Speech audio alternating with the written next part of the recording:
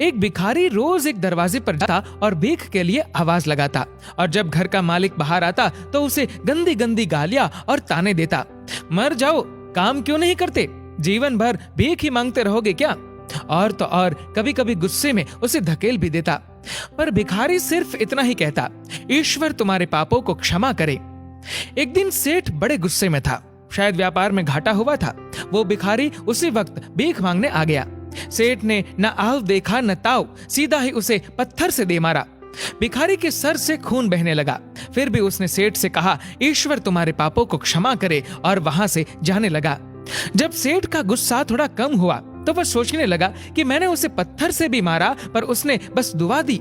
इसके पीछे क्या रहस्य है, ये जानना पड़ेगा। और वह भिखारी के पीछे चलने लगा। भिखारी जहां भी जाता सेठ उसके पीछे पीछे जाता।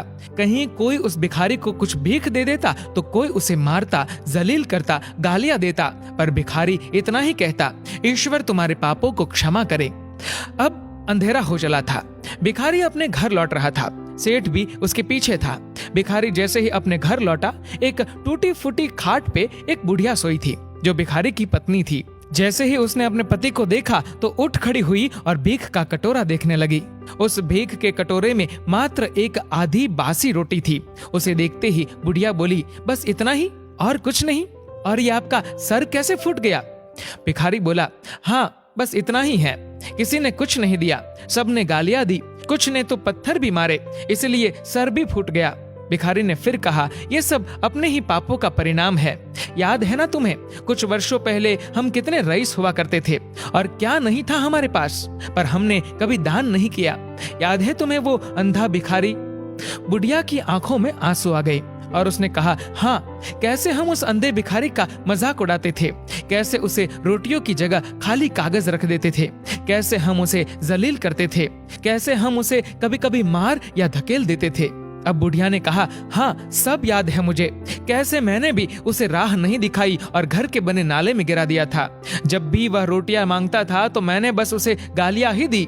एक बार तो उसका कटोरा तक फेंक दिया था।